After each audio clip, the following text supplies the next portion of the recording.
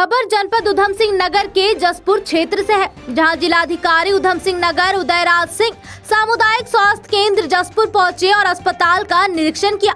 चिकित्सालय निरीक्षण के बाद जसपुर तहसील पहुंचे, जहां तहसीलदार जसपुर कार्यालय, कोर्ट परिसर, खतौनी कंप्यूटर रूम, भारतीय खाद्य निगम कार्यालय का भी निरीक्षण किया। जनपद उधम सिंह नगर जिलाधिकारी का चार्ज संभालने के बाद पहली बार जसपुर विधानसभा क्षेत्र में जसपुर चिकित्सालय रेफर केंद्र की लगातार शिकायतों की चर्चा का बाजार गर्म रहा, जिस पर आज उधम सिंह नगर जिलाधिकारी उदयराज सिंह का आज निरीक्षण मुख्य उद्देश्य था कि अस्पताल में व्यवस्था कैसी है, क्योंकि जसपुर सामुदायिक स्वास्थ्य केंद्र में मरीजों की संख्या काफी है। बिजली की कोई परेशानी तो नहीं है, बिजली की व्यवस्था कैसी है, इसीलिए मरीजों से भी बातचीत की गई है।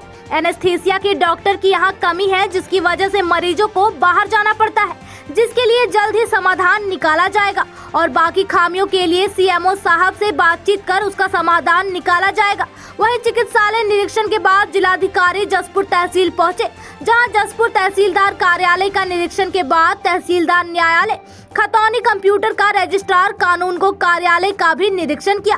साथ ही भारतीय खाद्य निगम कार्यालय का भी निरीक्षण किया। कंप्यूटर रूम में जाकर किसानों से तहसील में किसी प्रकार की असुविधा के बारे में जानकारी मांगी तो किसानों ने कहा कि किसानों को किस प्रकार की तहसील परिसर में दिक्कत परेशानी नहीं है।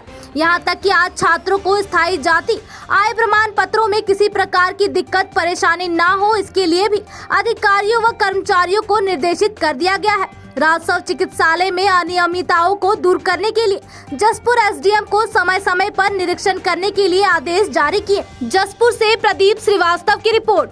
मतलब तो हमेशा ये होता है कि जो है उसमें और बेटरमेंट क्या किया जा सकता है। आज मैंने डिस्ट्रिक्ट यहाँ के हॉस्पिटल का मैंने निरीक्षण किया और निरीक्षण में ये देखना था कि मरीजों की संख्या क्या है, मरीजों की जो बीमारी है उससे संबंधित डॉक्टर्स वगैरह हैं कि नहीं, उनकी मरीजों की प्रेजेंस कितनी है, डेली कितने मरीज आ रहे हैं, वो सब चीज़ें मैंने देखी। कुछ सुविधाओं की बात है, जैसे लाइट कट जाती है तो यहाँ दिक्कत होती थी, तो मैंने जो वहाँ चिकित्सा अधीक्षक हैं उनको निर्देश दिया है कि आप अल्टरनेट जनरेटर की व्यवस्था रखिए, डीजल की व्यवस्था रखिए और किसी भी समय अगर लाइट कटे तो बैकअप में रहे, तुरंत चला दीजिए।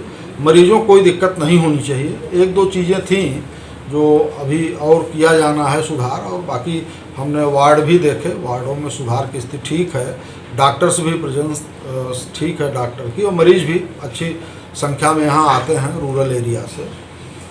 दो तीन चीज़ें जो मैंने डॉक्टर साहब से कहा है, मैंने कहा कि आप पहला काम तो ये कर लीजिए कि अपना जनरेटर अल्टरनेट जनरेटर रख लीजिए, अगर कोई एक ख़राब भी हो जाए, पुराना है तो नया जनरेटर चल सके, और लाइटिंग की व्यवस्था प्रॉपर रखिए, हमेशा रात में हो चाहे दिन में हो, क्योंकि आपका ही एक हॉस्पिटल है जो गवर्नमेंट का है। और हमें ये देखना था कि आयुष्मान कार्ड के कितने लाभार्थी यहाँ पर डे आते हैं। अच्छी संख्या है, अगर पर डे 40-50 लोग आ रहे हैं तो ठीक है, उनका इलाज भी हो रहा है।